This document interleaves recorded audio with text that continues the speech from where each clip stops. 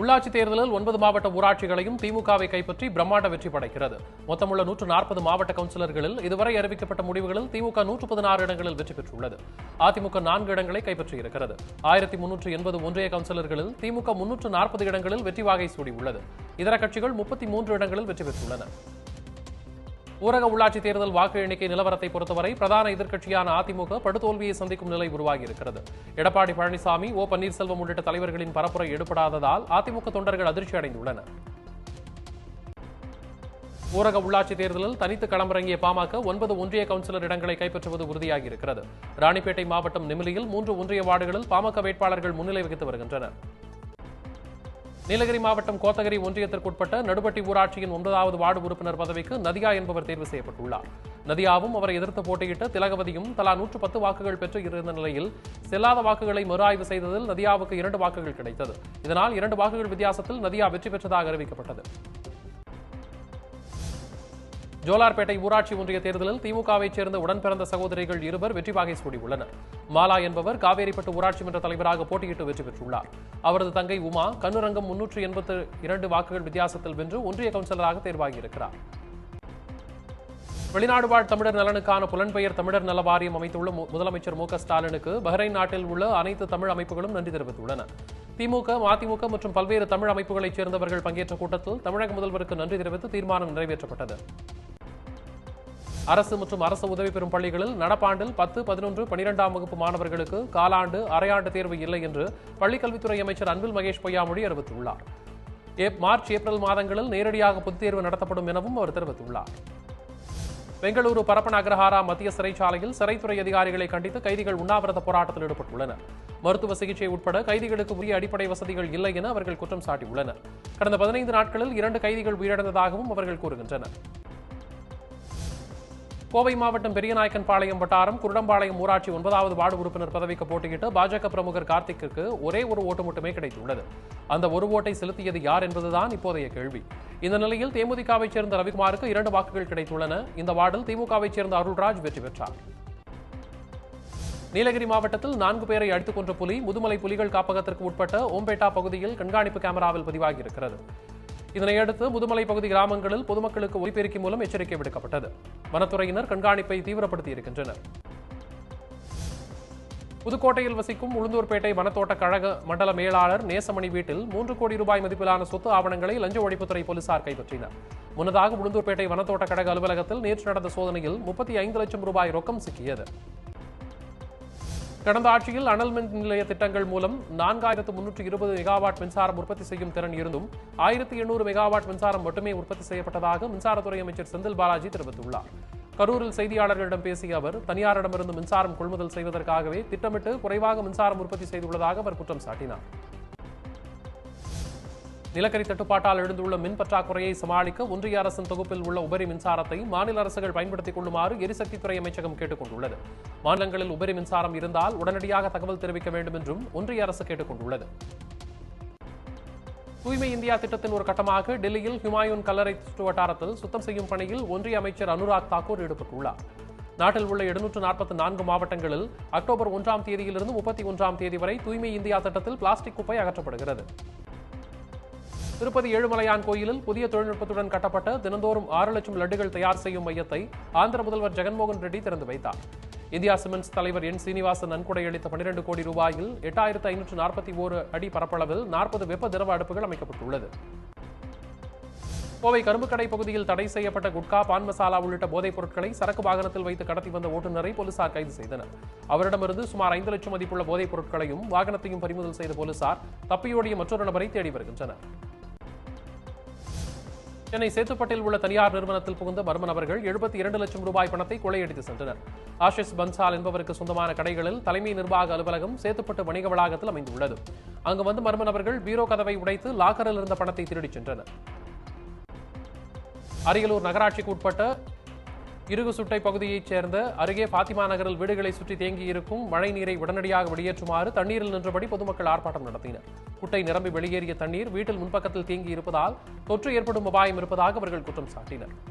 புதுச்சேரியில் மது குடித்துவிட்டு பணம் கொடுக்காமல் தகராறில் ஈடுபட்டதுடன் மாமூல் கேட்டு ஊழியரை கடத்திய கும்பலை போலீசார் கைது செய்தனர். ரவுடி கும்பலின் அட்டகாசம் தாங்க முடியாமல் பார் உரிமையாளரான ராஜேஷ்குமார் அளித்த புகாரின் பேரில் கடத்தல் மற்றும் தாக்குதலில் ஈடுபட்ட ரவுடி விக்கி, ஜெய், சோனி, பாம்பு நாகராஜ், முகேஷ் உள்ளிட்ட 5 பேரை கைது செய்தனர். ஊரக உள்ளாட்சி தேர்தலில் காஞ்சிபுரம் மாவட்டத்தில் பெரும்பான்மை இடங்களில் திமுக முன்னிலை வகித்து வருகிறது. இதையடுத்து திமுகவினர் இனிப்புகளை வழங்கியும் பட்டாசு வெடித்தும் கொண்டாட்டத்தில் ஈடுபட்டு வருகின்றனர். உளுந்தூர்பேட்டை ஒன்றியத்தில் 5 ஒன்றிய கவுன்சிலர் பதவிகளை திமுக கைப்பற்றியதால் அக்கட்சியினர் இனிப்பு வழங்கி கொண்டாட்டத்தில் ஈடுபட்டனர். எஞ்சியுள்ள 16 இடங்களுக்கு வாக்கு எண்ணிக்கை நடந்து வருகிறது. இதேபோல உளுந்தூர்பேட்டை ஒன்றியத்திலும் 3 இடங்களில் திமுகவைச் சேர்ந்தவர்கள் வெற்றி பெற்றனர். திருச்சி மாவட்டம் லால்குடி அருகே உள்ள சிறுமருதூர் ஊராட்சி மன்ற தலைவர் பதவிக்கு நடந்த இடைத்தேர்தலில் கடல்மணி என்பவர் 1 வாக்கு வித்தியாசத்தில் வெற்றி பெற்றார். கடல்மணிக்கு 424 வாக்குகளும், அவரை எதிர்த்து போட்டியிட்ட கன்னியம்மாளுக்கு 423 வாக்குகளும் கிடைத்தன. ஊரக உள்ளாட்சி தேர்தல் வாக்கு எண்ணிக்கை தீவிரமாக நடக்கும் நிலையில் இதில் வெற்றி பெறும் வார்டு உறுப்பினர்கள், கிராம ஊராட்சி தலைவர்கள் வரும் 20ஆம் தேதி பதவியேற்க உள்ளனர்.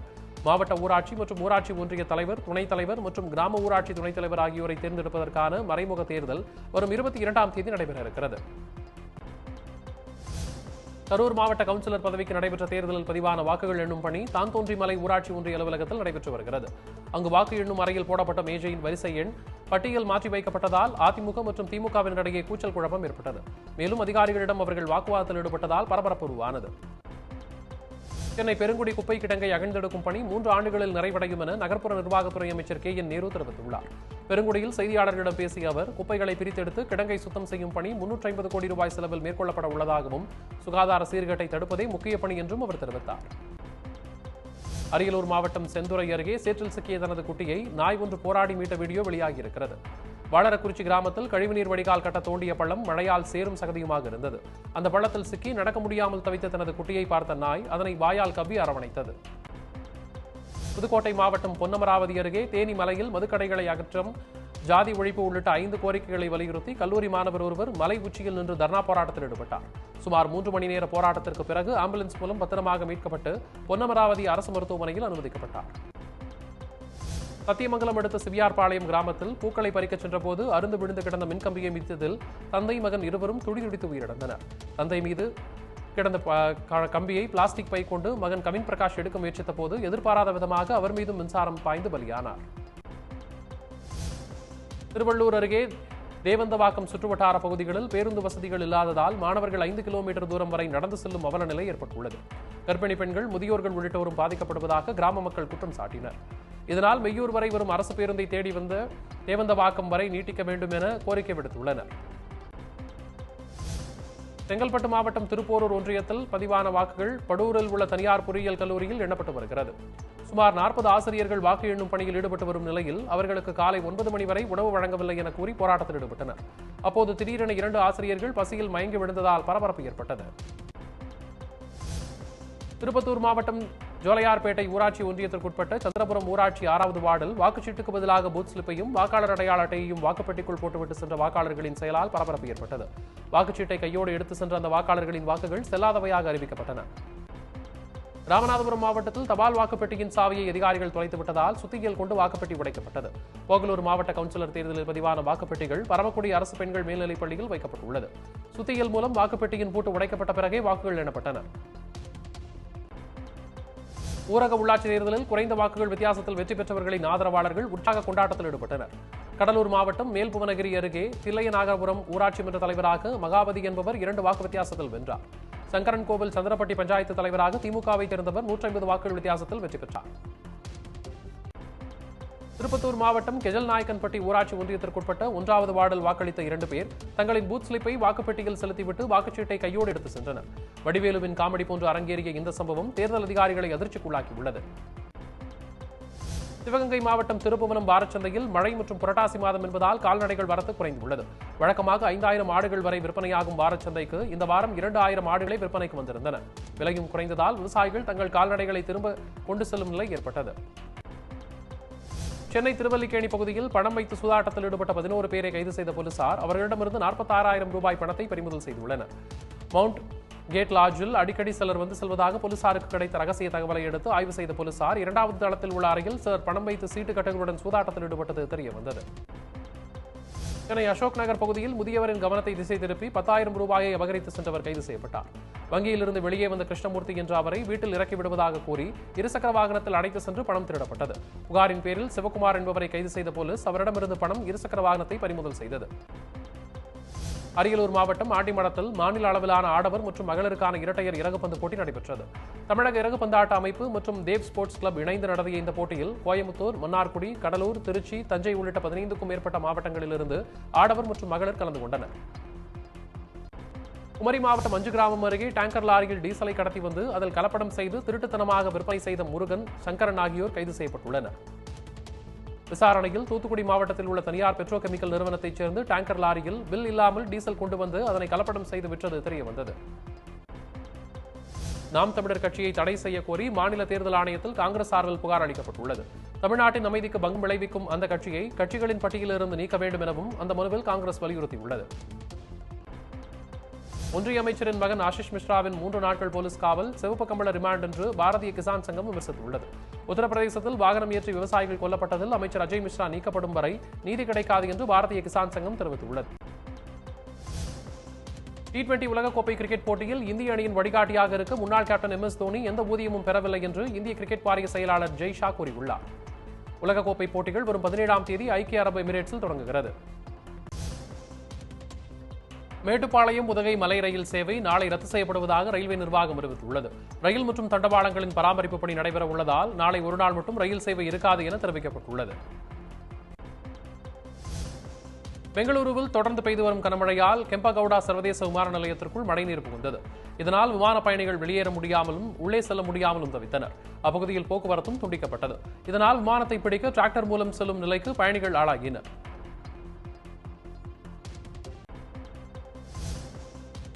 சென்னையில் ஆபரண தங்கம் விலை சவரனுக்கு 136 ரூபாய் உயர்ந்துள்ளது. ஆபரண தங்கம் 1 கிராம் 4,443 ரூபாய்க்கும் 1 சவரன் 35,544 ரூபாய்க்கும் விற்பனை செய்யப்படுகிறது. சில்லறை வர்த்தகத்தில் 1 கிராம் வெள்ளி விலை 65 ரூபாய் 80 காசுகள் ஆகும்.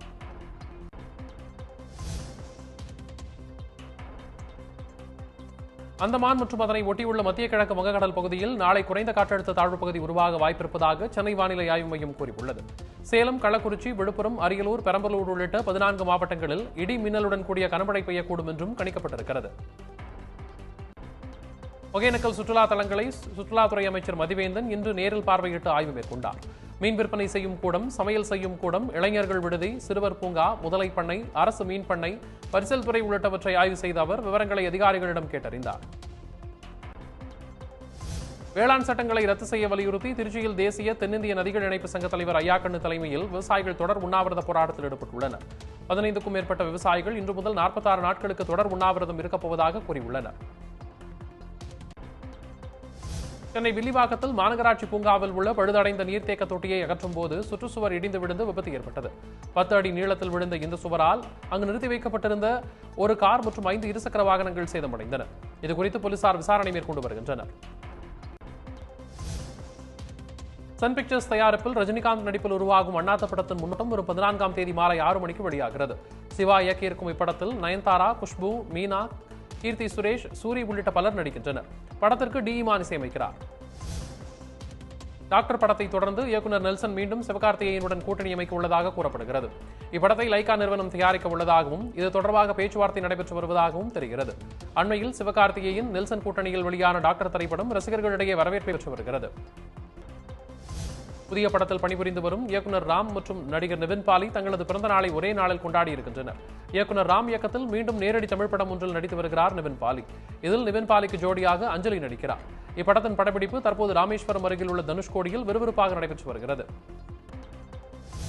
அமெரிக்க காமிக்ஸ் உலகில் சூப்பர் ஸ்டாரான DC காமிக்ஸ் தனது புதிய வெளியீட்டில் சூப்பர்மேனை இருபாலின ஈர்ப்பாளராக சித்தரித்துள்ளது. 80 ஆண்டு கால சூப்பர்மேன் காமிக்ஸ் வரலாற்றில் இது ஒரு புதிய முயற்சியாக பார்க்கப்படுகிறது. சூப்பர்மேன் சன் ஆஃப் கல்-எல் என்ற இந்த புதிய காமிக்ஸ் புத்தகம் நவம்பர் 9ஆம் தேதி வெளியாகிறது. அடுத்த ஆண்டு கத்தார் நாட்டில் நடைபெறவுள்ள உலகக்கோப்பை கால்பந்து போட்டியில் பங்கேற்க முதல் முறையாக ஜெர்மனி தகுதி பெற்றிருக்கிறது. வடக்கு மாசிடோனியா அணியை 4-0 என்ற கணக்கில் தோற்கடித்து கத்தார் போட்டியில் நுழைகிறது. உலகக்கோப்பைக்கான கால்பந்து போட்டியில் 32 நாடுகள் பங்கேற்க உள்ளன.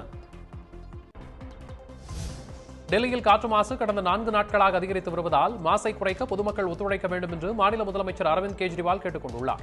சொந்தமாக வாகனம் வைத்துள்ளவர்கள் வாரம் ஒரு நாளாவது அதை பயன்படுத்த வேண்டாம் என்றும் அவர் கேட்டுக்கொண்டுள்ளார்.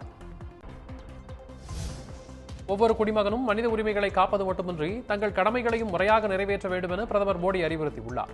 தேசிய மனித உரிமைகள் ஆணையம் நிறுவப்பட்ட தினத்தை முன்னிட்டு நடந்த விழாவில் காணொலி மூலம் உரையாற்றிய பிரதமர் இதனை கூறினார். தலைநகர் டெல்லியில் போலி அடையாள அட்டையுடன் தங்கியிருந்த பாகிஸ்தானைச் சேர்ந்த தீவிரவாதியை போலீசார் கைது செய்துள்ளனர். லட்சுமி நகர் பகுதியில் மௌலானா என்ற பெயரில் வசித்து வந்த அவரது உண்மையான பெயர் முகமது அஷ்ரப் என்பது விசாரணையில் தெரியவந்தது. அவரிடமிருந்து AK-47 ரக துப்பாக்கி ஒன்று பறிமுதல் செய்யப்பட்டது. பங்குச்சந்தைகள் இன்றும் உயர்வுடன் முடிந்தன. மும்பை பங்குச்சந்தையில் குறியீட்டு எண் சென்செக்ஸ் 149 புள்ளிகள் உயர்ந்து 60,284 புள்ளிகளில் நிறைவடைந்தது. தேசிய பங்குச்சந்தையில் நிப்டி வர்த்தகத்தினிடையே 18,000 புள்ளிகளை கடந்தது. இருப்பினும் இன்றைய வர்த்தகத்தின் இறுதியில் 46 புள்ளிகள் உயர்வுடன் 17,992 புள்ளிகளில் முடிவடைந்தது. கேரள மாநிலத்தில் தொடர்ந்து பெய்து வரும் கனமழை காரணமாக ஆலுவா சிவன் கோயிலுக்குள் தண்ணீர் புகுந்தது. தாழ்வான இடங்களில் இருந்தவர்கள் பாதுகாப்பான இடங்களுக்கு அப்புறப்படுத்தப்பட்டுள்ளனர். மழைக்கு இதுவரை 3 பேர் உயிரிழந்துள்ளனர். கர்நாடக மாநிலம் குல்பர்காவில் 2 நாட்களில் 2வது முறையாக நிலநடுக்கம் ஏற்பட்டதால் பரபரப்பு நிலவுகிறது. காலை 8 மணி அளவில் ஏற்பட்ட இந்த நிலநடுக்கம் ரிக்டர் அளவுகோலில் 3.6 பதிவாகியிருக்கிறது. பரபரப்பான காலை வேளையில் நிலநடுக்கம் ஏற்பட்டதால் வீடுகளை விட்டு மக்கள் சாலைகளுக்கு ஓடி வந்தனர். கடந்த 2 நாட்களில் குல்பர்காவில் 2வது முறையாக நிலநடுக்கம் உணரப்பட்டிருக்கிறது. இந்திய தொழில்துறையின் முக்கிய மாநிலங்களான மராட்டியம், குஜராத்தில் இறக்குமதி செய்யப்பட்ட நிலக்கரி அடிப்படையிலான மின் உற்பத்தி நிறுத்தப்பட்டுள்ளது. உள்நாட்டு இருப்பும் குறைந்துள்ளதால் மின் பற்றாக்குறை தலைதூக்க தொடங்கியுள்ளது. மராட்டிய அரசு அபாய எச்சரிக்கை விடுத்தும் மின் விநியோகம் சீராக இருப்பதாக அனல் மின் நிலையங்கள் கூறுகின்றன. நிலக்கரி தட்டுப்பாட்டிற்கு இடையே கேரளாவில் வரும் 19ஆம் தேதி வரை மின்தடை இருக்காது என்று அம்மாநில அரசு தெரிவித்துள்ளது. கேரள மாநிலம் தனது மின் தேவைக்கு மாநிலத்தில் உள்ள அனல் மின் நிலையங்களை மட்டுமின்றி வெளிச்சந்தையையும் சார்ந்துள்ளது. தற்போதைய நிலக்கரி தட்டுப்பாட்டால் அங்கு அடுத்த வாரம் மின்தடை ஏற்படும் அபாயம் ஏற்பட்டுள்ளது. தமிழ்நாட்டில் 342 பேர் டெங்குவால் பாதிக்கப்பட்டு சிகிச்சை பெற்று வருவதாக மக்கள் நல்வாழ்வுத்துறை அமைச்சர் மா சுப்பிரமணியன் தெரிவித்துள்ளார். சென்னை தியாகராய நகரில் நடைபெற்ற டெங்கு விழிப்புணர்வு கூட்டத்தில் அமைச்சர் கலந்து கொண்டார். பின்னர் பேட்டியளித்த அவர், வரும் வாரம் பண்டிகை காலம் என்பதால் ஞாயிறு மெகா கொரோனா தடுப்பூசி முகாம் நடைபெறாது என்றார். காஞ்சிபுரம் ஏகாம்பரநாதர் கோயிலுக்கு சொந்தமாக சென்னையில் உள்ள சுமார் 250 கோடி ரூபாய் மதிப்பிலான 38 கிரவுண்ட் இடம் ஆக்கிரமிப்பிலிருந்து மீட்கப்பட்டுள்ளதாக அறநிலையத்துறை அமைச்சர் சேகர்பாபு தெரிவித்துள்ளார். சென்னையில் செய்தியாளர்களிடம் பேசிய அவர், தமிழகத்தில் சட்டத்தின் ஆட்சி நடப்பதால் சட்டத்தை மீறுபவர்கள் தண்டிக்கப்படுவார்கள் என்றும் தெரிவித்தார். தமிழ்நாடு பட்ஜெட்டில் அறிவிக்கப்பட்ட திட்டங்களை நிறைவேற்றுவது தொடர்பாக தலைமை செயலாளர் இறையன்பு அனைத்து துறை செயலாளர்களுடன் ஆலோசனை மேற்கொண்டார். சட்டப்பேரவை கூட்டத்தொடரில் அறிவிக்கப்பட்ட திட்டங்களின் நிலை, துறை வாரியாக மேற்கொள்ளப்பட்டுள்ள நடவடிக்கைகள் குறித்து ஆய்வு மேற்கொண்ட தலைமை செயலாளர் ஆலோசனைகளையும் வழங்கினார். தமிழ்நாட்டில் விஜயதசமி அன்று கோயில்களை திறப்பது குறித்து அரசை முடிவெடுக்கட்டும் என்று சென்னை உயர்நீதிமன்றம் தெரிவித்துள்ளது. இது தொடர்பான வழக்கில் ஆஜரான அரசு வழக்கறிஞர் இந்த விவகாரம் குறித்து மருத்துவ நிபுணர்களுடன் முதலமைச்சர் நாளை ஆலோசனை நடத்த உள்ளதாக தெரிவித்தார். இதனால் நீதிமன்றம் எந்த உத்தரவையும் பிறப்பிக்காது என நீதிபதிகள் தெரிவித்தனர். தலைநகர் டெல்லி இருளில் மூழ்கும் நிலை ஏற்பட்டுள்ளதால் கூடுதல் மின்சாரத்தை டெல்லிக்கு வழங்குமாறு NTPC மற்றும் DBC நிறுவனங்களுக்கு ஒன்றிய அரசு உத்தரவிட்டுள்ளது. நிலக்கரி பற்றாக்குறை காரணமாக மின் உற்பத்தி தடை செய்யப்பட்டுள்ளதால் டெல்லி இருளில் மூழ்கிவிடும் என்று அம்மாநில முதல்வர் கேஜ்ரிவால் எச்சரித்திருந்த நிலையில் இந்த நடவடிக்கை எடுக்கப்பட்டிருக்கிறது. நாட்டில் உள்ள 110 அனல் மின் நிலையங்களில் நிலக்கரி பற்றாக்குறை நிலவுகிறது.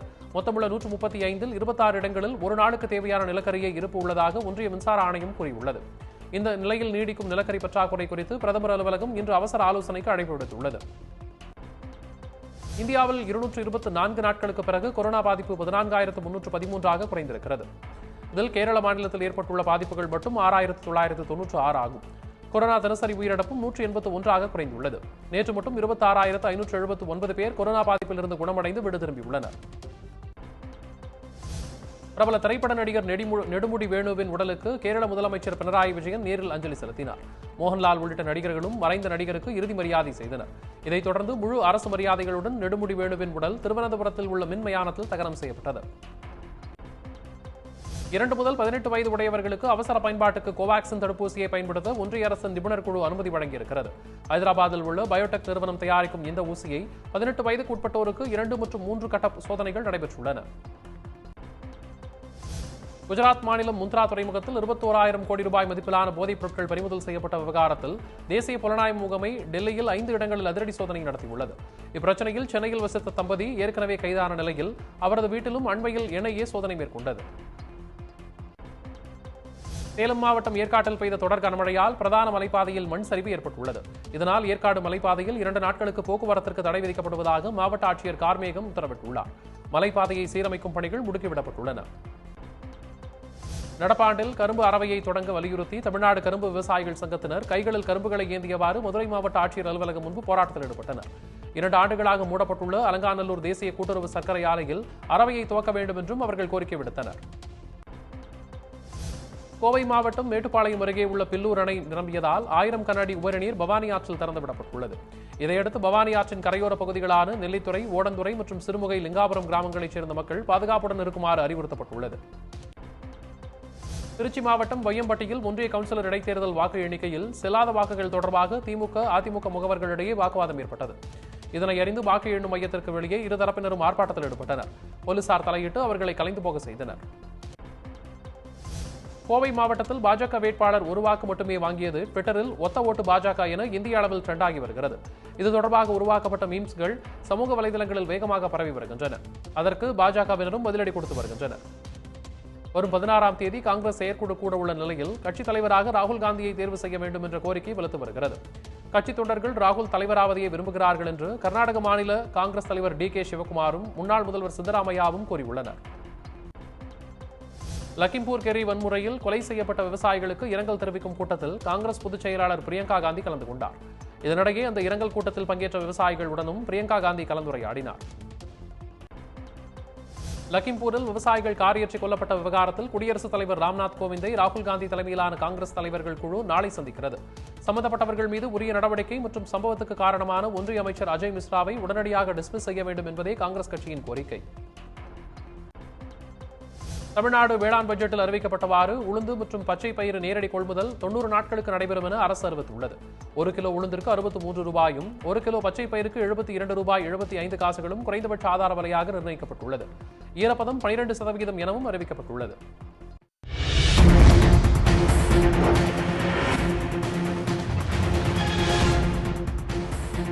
உடனுக்குடன் செய்திகளை தெரிந்து கொள்ள சன் நியூஸ் பெல் ஐகானை கிளிக் பண்ணுங்க.